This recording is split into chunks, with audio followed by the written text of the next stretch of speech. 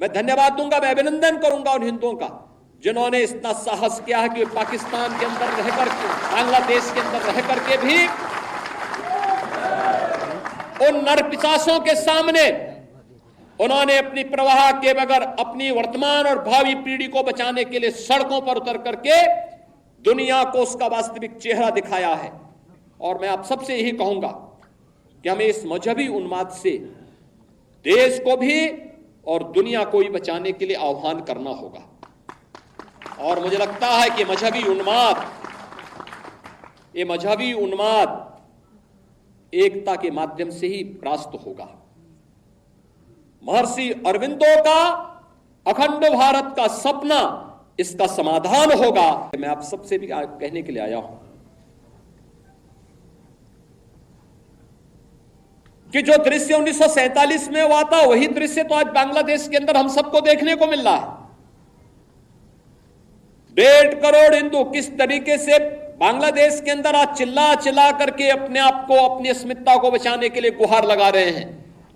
और दुनिया के मुंह सिले हुए कथित सेकुलरिस्ट भारत के अंदर भी इनके मुंह सिले हुए एक भी शब्द इनका नहीं निकल रहा है,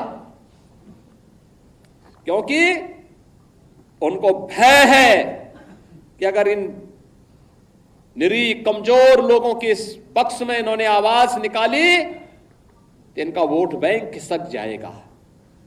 वोट बैंक की चिंता है, लेकिन मानवीय संवेदना इनकी मर चुकी है।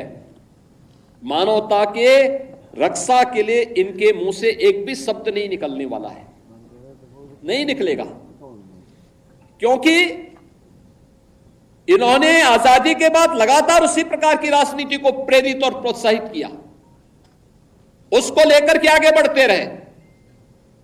ये लगातार बांटो राज करो की उस राजनीति के तहत ये लोग देश के अंदर कार्य करते रहे।